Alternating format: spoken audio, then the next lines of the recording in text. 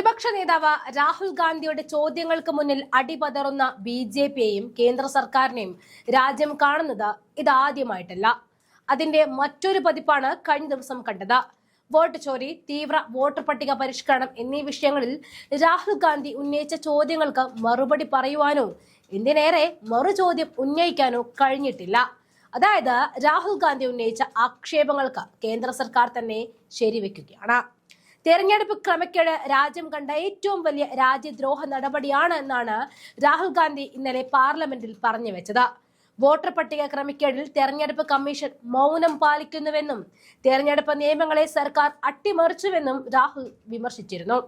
എങ്ങനെയാണ് ബ്രസീലിയൻ മോഡലിന്റെ പേര് വോട്ടർ പട്ടികയിൽ വന്നതെന്നും മറ്റൊരു വനിതയുടെ പേര് 200 പ്രാവശ്യം വന്നത് എങ്ങനെയാണെന്നും ചോദിച്ച രാഹുൽ ഹരിയാന തിരഞ്ഞെടുപ്പ് മോഷ്ടിക്കപ്പെട്ടുവെന്ന് തറപ്പിച്ചവടെ പറഞ്ഞിരിക്കുകയാണ്. താൻ നിരന്തരം ഇത് പറഞ്ഞുകൊണ്ടിരിക്കുകയാണെന്നും എന്നാൽ തിരഞ്ഞെടുപ്പ് കമ്മീഷൻ തനിക്ക് മറുപടി നൽകുന്നില്ല എന്നും രാഹുൽ കുറ്റപ്പെടുത്തി. തിരഞ്ഞെടുപ്പ് കമ്മീഷണറെ നിയമിക്കുന്ന പ്രക്രിയയിൽ നിന്നും സുപ്രീം കോടതി ചീഫ് ജസ്റ്റിസിനെ മാറ്റിയതിലും രൂക്ഷ വിമർശനമാണ് രാഹുൽ ഗാന്ധി ഉന്നയിച്ചത്. എന്തുകൊണ്ടാണ് പാനലിൽ നിന്നും ചീഫ് ജസ്റ്റിസിനെ മാറ്റിയത് എന്ന് ചോദിച്ച രാഹുൽ നമുക്ക് അദ്ദേഹത്തിന് വിശ്വാസമില്ലേ എന്നും ചോദിക്കുകയുണ്ടായി. ഇക്കഴിഞ്ഞ നവംബർ 5-നാണ് ഹരിയാനയിലെ തെരഞ്ഞെടുപ്പ് അട്ടിമറിയുമായി ബന്ധപ്പെട്ട വിവരങ്ങൾ രാഹുൽ ഗാന്ധി രാജ്യത്തിന് മുന്നിൽ തെളിവുകൾ സഹിതം നിരത്തിയത്. ഫയൽസ് എന്ന പേരിലായിരുന്നു അന്ന് രാഹുൽ മാധ്യമങ്ങളെ കണ്ടത്. എന്നാൽ ഒരു പ്രതികരണവും നടത്താതെ ഒളിച്ചുകളി തുടരുന്ന തെരഞ്ഞെടുപ്പ് കമ്മീഷനെയാണ് രാജ്യം കണ്ടത്. തെരഞ്ഞെടുപ്പ് കമ്മീഷനെ പ്രതിരോധത്തിലാക്കാൻ അന്ന് രംഗത്ത് വന്നത് ചില ബിജെപി നേതാക്കളായിരുന്നു. അപ്പോഴും രാഹുൽ ഗാന്ധി ഉന്നയിച്ച ഗൗരവപരമായ ആരോപണങ്ങൾ അവിടെ നിലനിൽക്കുകയാണ്. അതിന് പിന്നാലെയാണ് കഴിഞ്ഞ ദിവസം രാഹുൽ ഗാന്ധി പാർലമെന്റിൽ ഇക്കാര്യം അവതരിപ്പിക്കുകയും ചോദ്യങ്ങൾ ചോദിക്കുകയും ചെയ്തത്. എന്നാൽ പഴയപടി തുടരുകയാണ് കേന്ദ്ര സർക്കാർ ചെയ്തതും ചെയ്യുന്നതും. നമുക്ക് രാഹുൽ ഗാന്ധി പാർലമെന്റിനെ മിണ്ടാട്ടം മുടിച്ച ആ പ്രസംഗത്തിലേക്ക് പോകാം. Letting me speak on this really important matter.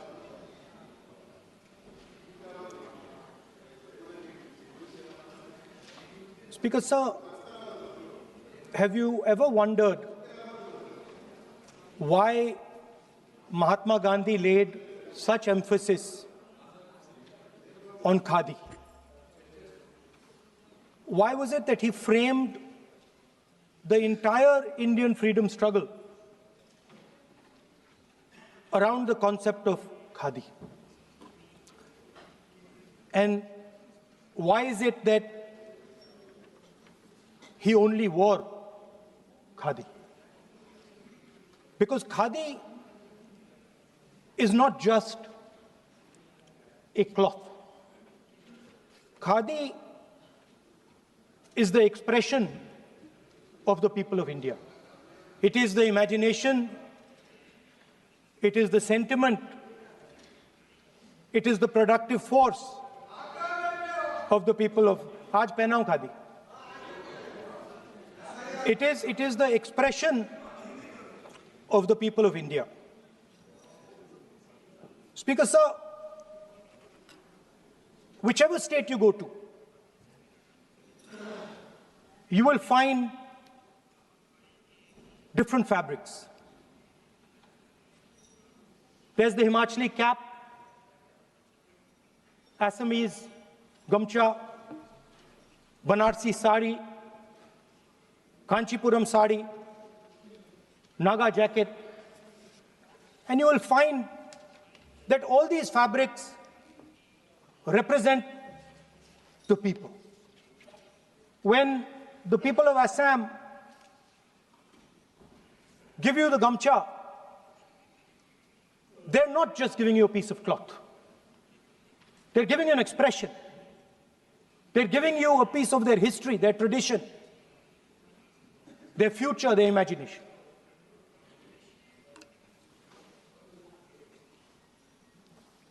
It's the same when the Nagas wear their jacket.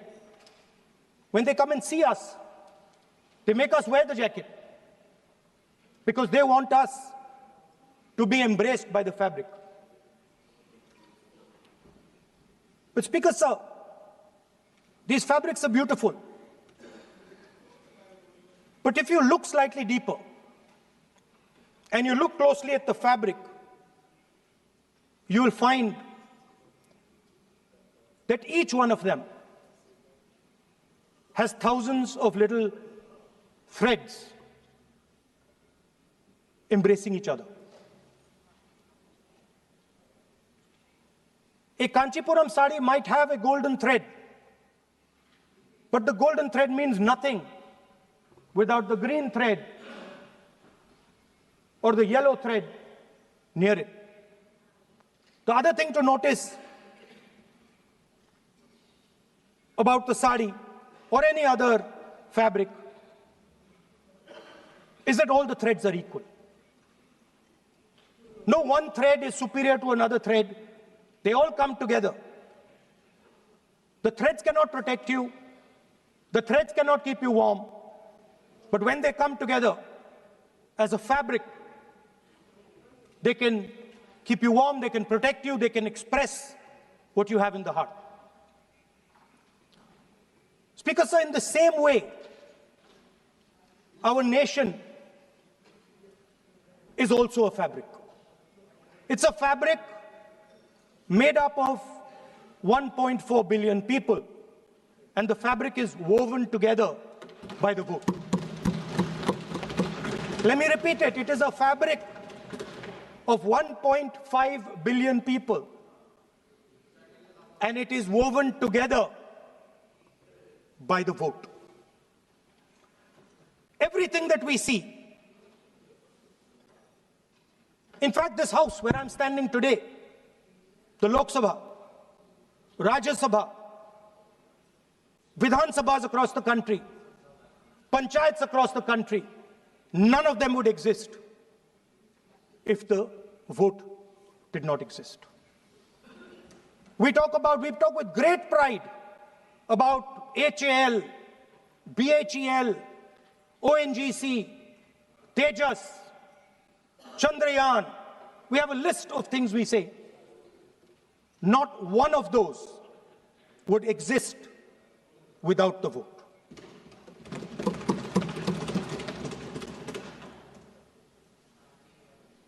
Speaker, sir,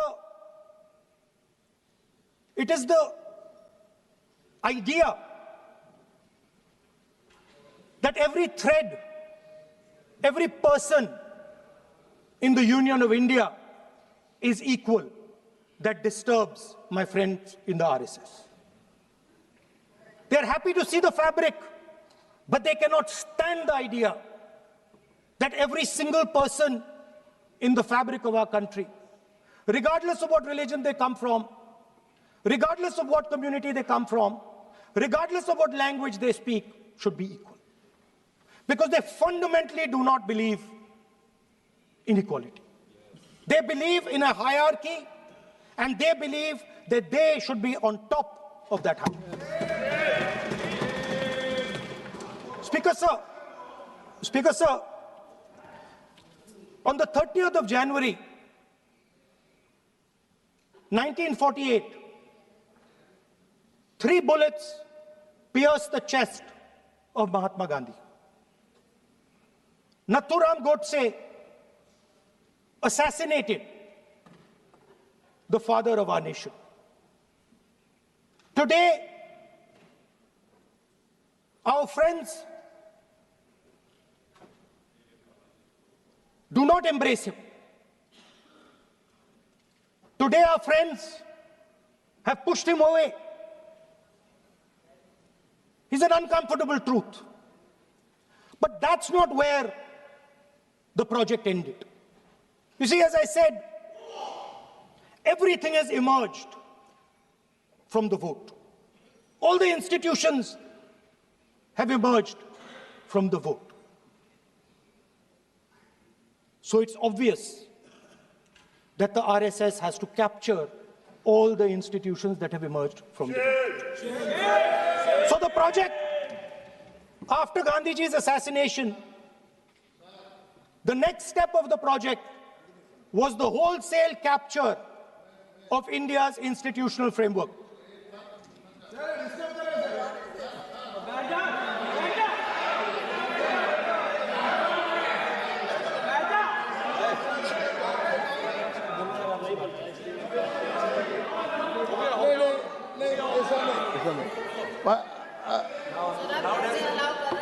So what is this, sir?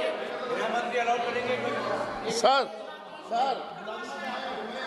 अभी नहीं पहना हुआ आज I'm doing, relax. मैं बुलाता हूँ, प्लीज बैठिए So, please.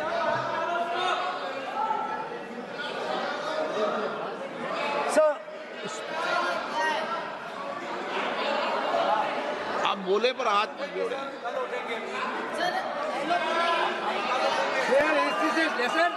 sir, these are uncomfortable truths, but they have to be spoken.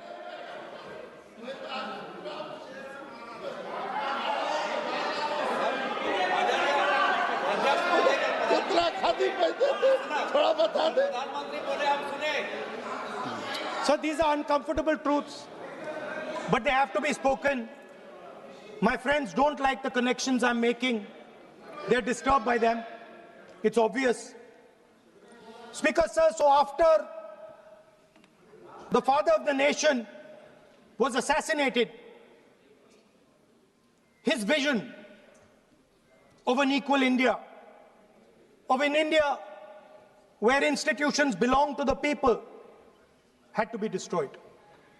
And so the process started, and the RSS attempted to capture one institution after the other. And I will give some examples so that it is crystal clear that this is the case. Everybody knows how vice chancellors are placed on top of Indian universities today. Every single person knows this. You go to any university, you speak to any youngster in India, he will tell you that it does not matter whether the professor has qualifications, it does not matter whether the professor has a scientific temperament. The only thing that matters is the professor belongs. माननीय सदस्य एक minute माननीय सदस्य चुनाव सुधारों पर चर्चा हो रही है। सर ये मैं उसी पे कर रहा हूँ सर। आप किसी भी संगठन का नाम जो इस हाउस में उसका नाम ले एलओपी है तो इसका मतलब ये नहीं है। एलओपी का मतलब नहीं, आप जनरल बात बोलो, आप राष्ट्रपति भाषण में बोलिए जनरल बात। सर हम लोग सुनना चाहते हैं। सर स्पीकर सर हम लोग सुनेंगे शांति से, हम लोग शांति से सुनना चाहते हैं। और ये आप लोग सुनिए ना क्या कहना चाहते हैं। धमकी देंगे आप? हम लोग सुनने के लिए बैठा है। अभी तक नेता प्रतिपक्ष एक शब्द चुनाव सुधार पे अभी तक आया ही नहीं है। संसदीय कार्य मंत्री बोल रहे हैं। मैं स्पीकर का परमिशन से ही बोल रहा हूँ। हम सुनने के लिए बैठे हैं। अरे हम सुनने के लिए बैठे हैं।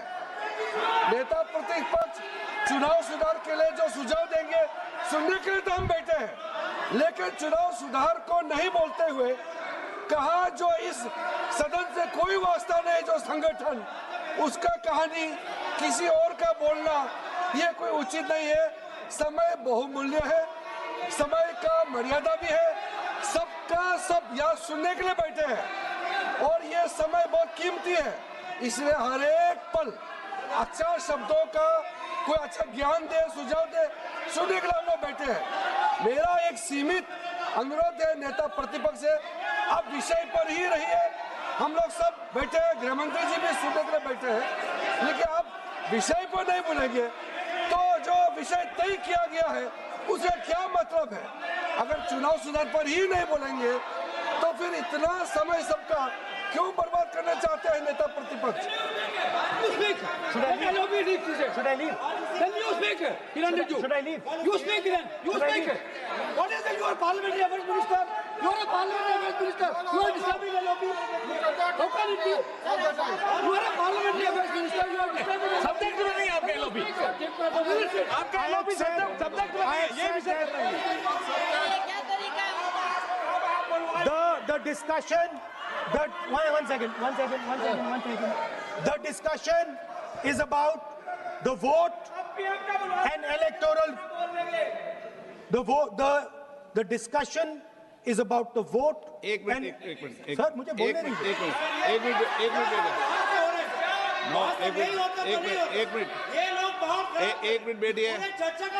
बैठिए।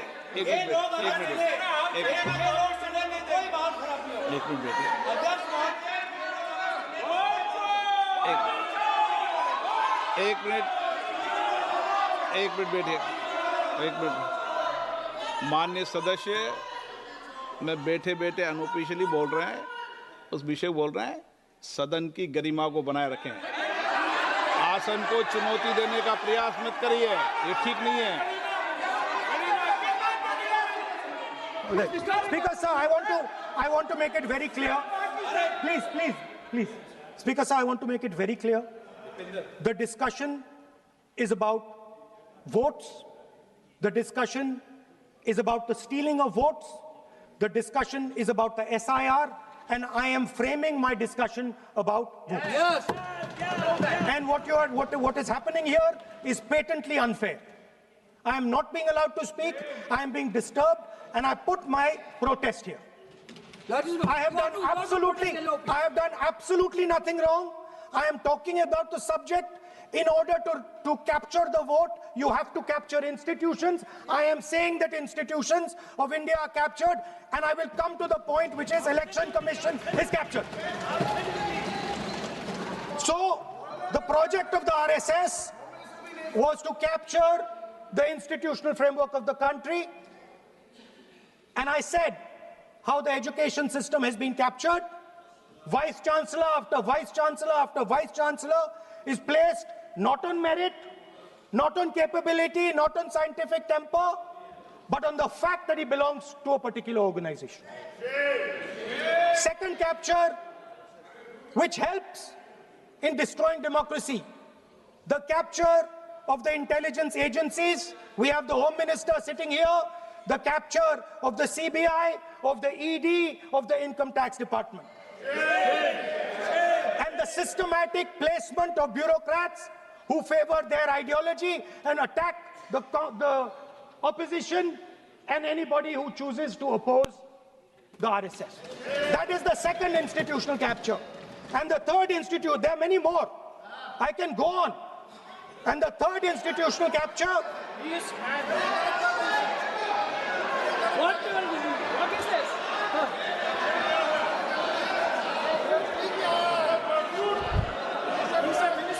मानिए, प्लीज मानिए।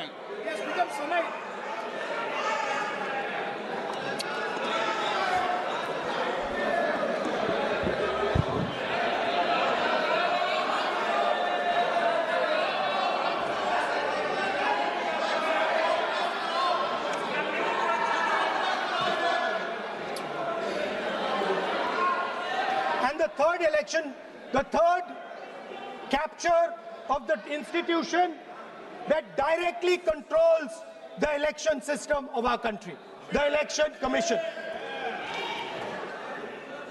Now, I am not saying this without proof. I have put forth adequate proof about how the Election Commission is colluding with those in power to shape the elections. But I want to ask three questions first, which will make it very clear that the BJP is directing and using the Election Commission to damage India's democracy. The first question, why is it that the CJI was removed from the selection panel of the Election Commissioner? What motivation could there be to remove the CJI? Do we not believe in the CJI? Of course we believe in the CJI. Why is he not in that room? I sit in that room. It is so-called a democratic decision. On one side, Prime Minister Narendra Modi and Mr. Amit Shah.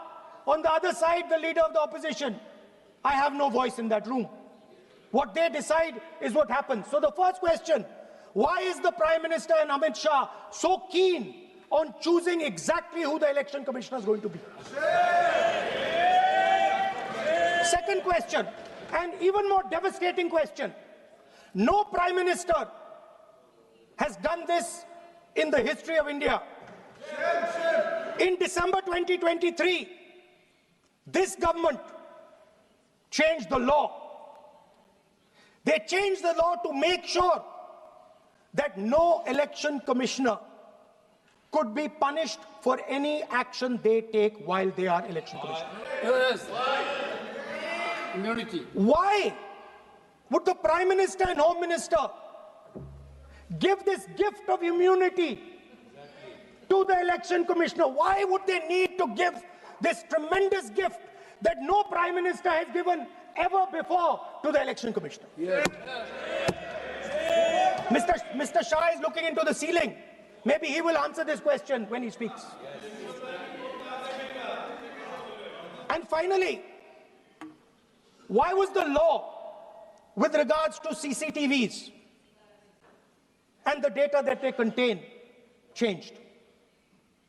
Why was a law put in place that allows the Election Commission to destroy CCTV footage 45 days after the election?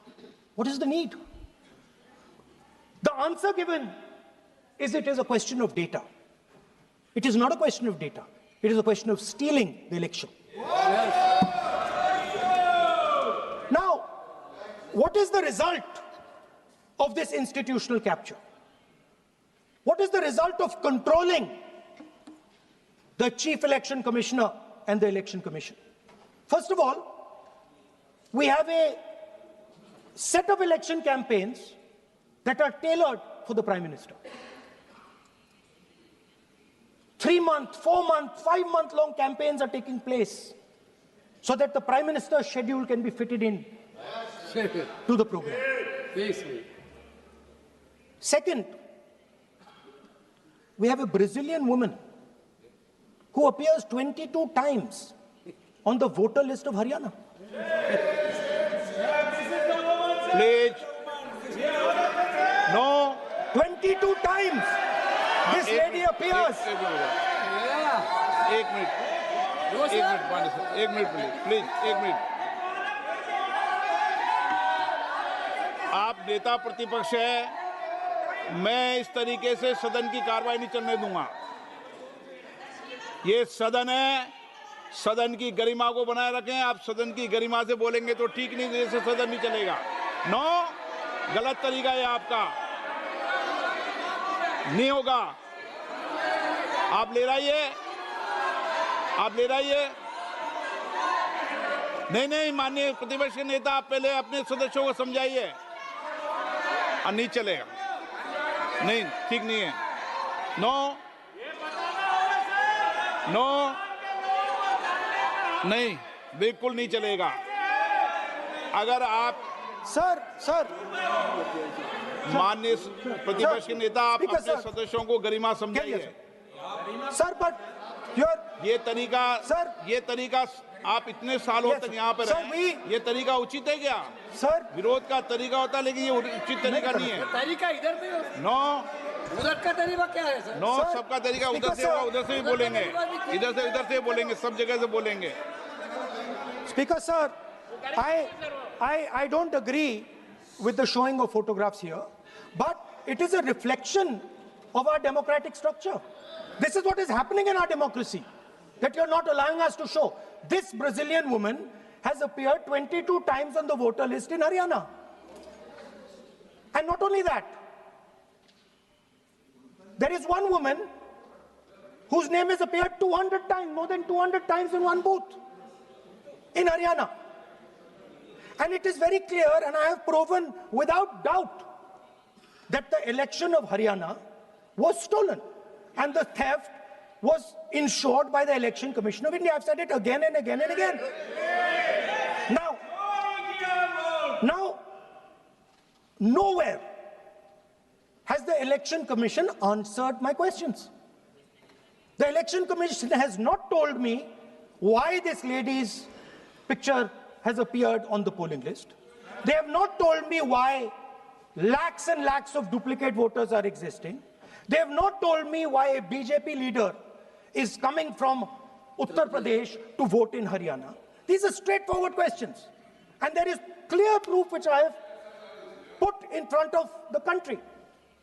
Right? But the Election Commission has no answer to these questions. And that is the result of the complete capture of the Election Commission by the people across the aisle. By the way, you're talking about SIR in Bihar. Let me say something about SIR in Bihar.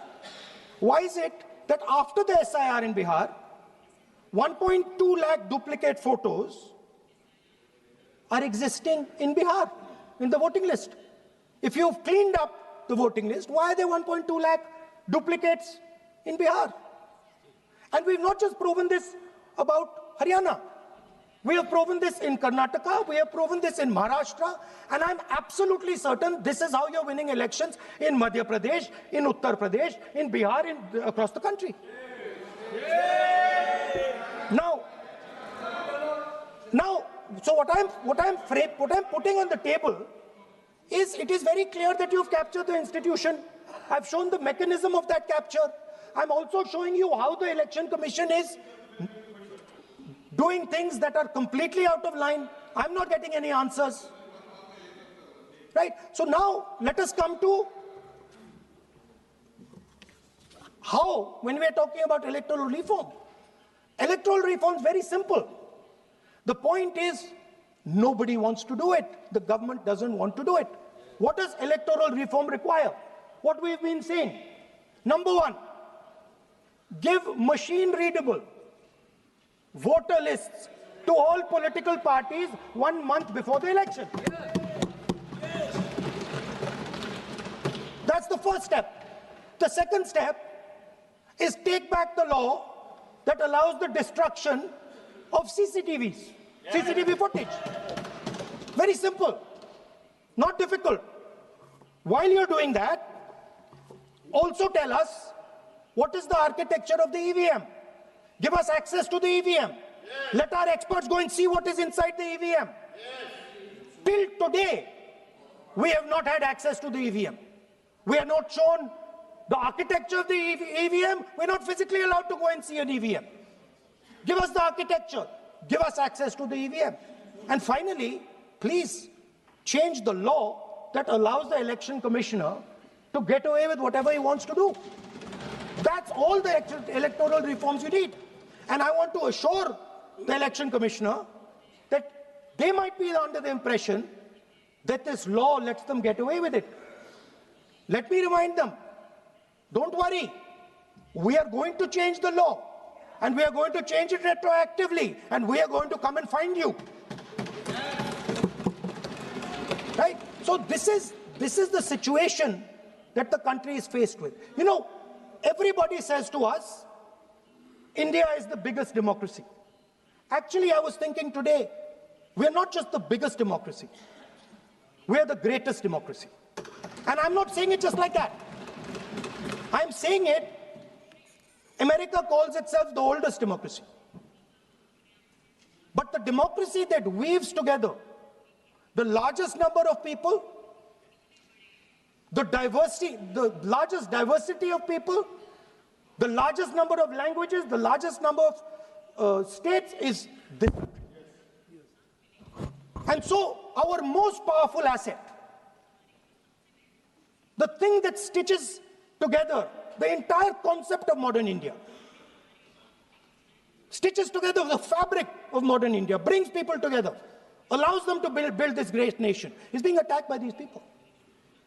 They're destroying it. You know they're destroying it. I know they're destroying it, and they know they're destroying it. And I'd like to conclude by saying that the biggest anti-national act you can do is vote chori. There is no bigger anti-national act that you can do than vote chori.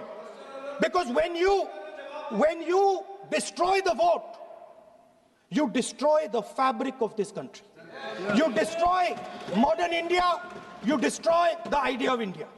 So I'd like to conclude by saying vote chori is an anti-national act, and those across the aisle are doing an anti-national act.